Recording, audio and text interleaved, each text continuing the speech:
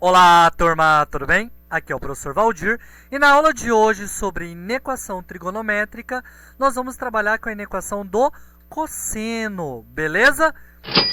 Tá, o que a gente tem que recordar para a gente trabalhar com a inequação do cosseno? Aonde o cosseno é positivo, aonde o cosseno é negativo, para a gente iniciar a nossa aula.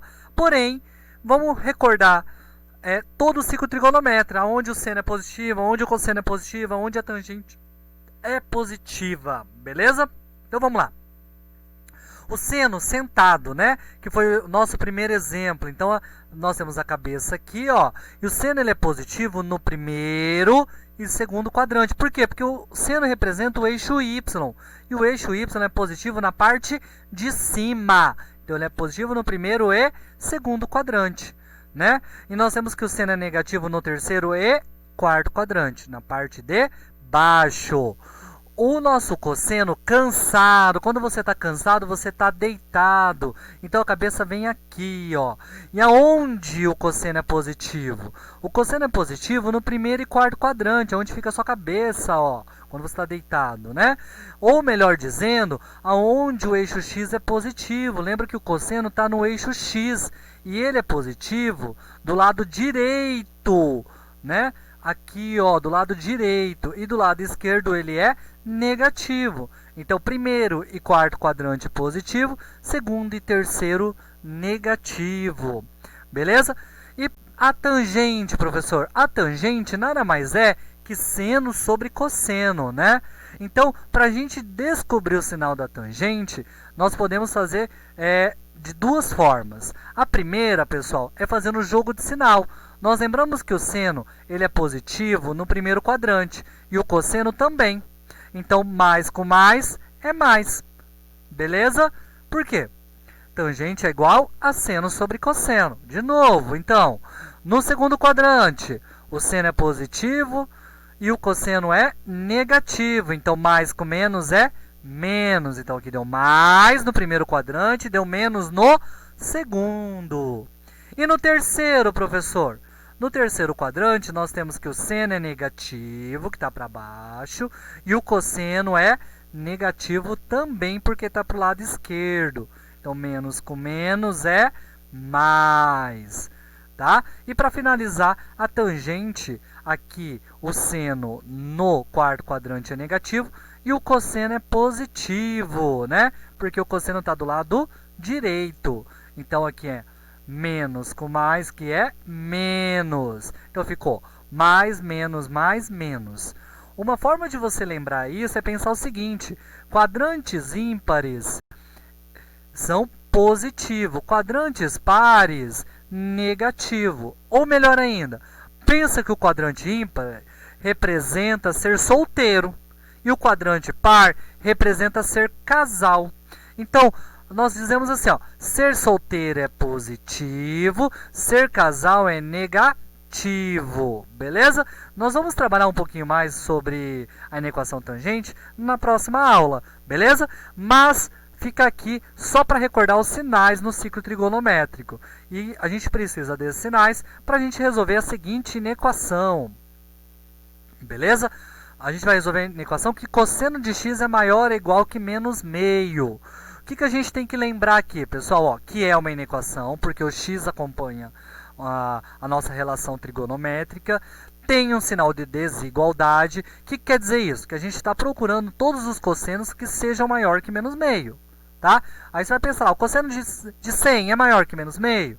O cosseno de 30 é maior que menos meio? O cosseno de 45 é maior que menos meio? O cosseno de 330 é maior que menos meio? É essas perguntas que a gente vai responder. Então, a inequação ela tem mais de uma resposta, tá? Ela tem um intervalo de resposta.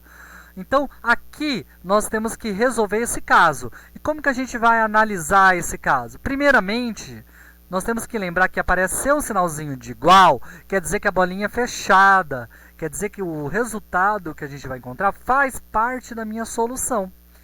E, fora isso, eu vou ter que calcular o cosseno de menos meio. Por quê? Porque eu quero saber aonde dá menos meio. Então, aonde ele é negativo o cosseno? No segundo e terceiro quadrante. Então, para nos facilitar nosso cálculo, nós vamos primeiro descobrir qual é o cosseno de meio. Por quê? Eu sabendo o cosseno de meio, eu acho os arcos simétricos a ele no segundo e terceiro quadrante. O que é importante você lembrar de simetria aqui? Que a simetria a gente só usa o eixo X. Tá? Então a gente só usa os ângulos das extremidades do eixo X. O ângulo de 180 e o ângulo de 360. Beleza? Nunca vou usar o ângulo de 90 e 270. Por quê? Porque a gente quer saber esse ângulo aqui, ó. Então esse ângulo está encostando no eixo X, tá? Qual é essa abertura de 60 graus aqui no segundo quadrante? Ou de 30 graus, ou de 40 graus, entendeu? Isso é encontrar um ângulo simétrico. E a gente tem uma aula sobre simetria, passo a passo. Caso você ainda tenha dificuldade disso, volta lá e assiste essa aula de simetria. Beleza? Mas vamos continuar então, ó. Então nós sabemos que a gente quer calcular o cosseno, nós sabemos que a bolinha vai ser fechada, nós vamos calcular o cosseno de meio no segundo e terceiro quadrante, que o cosseno é negativo. Aí, se a gente continua observando, diz assim, ó, que o nosso universo é os reais. Aí você vira para mim e pergunta assim, professor, o que significa isso? Aí eu te respondo, ó, o universo reais quer dizer que a gente vai poder dar mais de uma volta na nossa circunferência, beleza? A gente pode dar infinitas voltas, tudo bem? E outra coisa que é bom a gente enfatizar, que a nossa inequação, a resposta sempre é em radianos, porque a gente está falando de tamanho de arco, tá? Então a gente pode, por exemplo, dar uma volta que é 2π, 4π, 6π, 8π e assim vai, tudo bem? Então é isso que acontece aqui, a gente pode dar mais de uma volta, tudo bem? E como que a gente representa mais de uma volta? A gente vai colocar uma coisinha no final que significa mais 2κπ, e eu vou explicar esse 2κπ quando eu colocar o que significa, beleza? Então, vamos lá. Primeira coisa, eu falo qual é o cosseno que dá meio. Qual o cosseno dá meio, pessoal? Pensa um pouquinho. Isso, é o ângulo de 60 graus, né? Porque lembra lá? 3, 2, 1, tudo sobre 2. Então, meio fica no 60 graus. Então, o cosseno que dá meio é o cosseno de 60. Beleza? Nós lembramos também, pessoal, que 60 graus em radianos é π sobre 3. Porque 180 dividido por 3 é 60 graus. Tudo bem? Só que o π sobre 3 é os 60 graus, então ele está no primeiro quadrante. Aí eu preciso olhar para cá e saber, eu quero no primeiro quadrante? Não, porque eu quero negativo. Então eu quero no segundo quadrante. Aí eu utilizo, pessoal, o que eu falei para vocês. Ele está mais próximo do 180 do que 360. Então a simetria utilizada aqui vai ser do ângulo de 180. E nós vamos retirar do 180 os 60 graus. Então, 180 menos 60, eu encontro 120. Beleza? Então, 120 graus vai me representar o ângulo no segundo quadrante, que é simétrico ao de 60 no primeiro. Beleza? Mas é o que me interessa para resolver essa inequação. Fora isso, eu sei que o cosseno é negativo também no terceiro quadrante. Ou seja, ele é maior que 180 agora. Então, ele vai passar 60 graus aqui do 180. E 180 mais 60 é 240 graus. Beleza?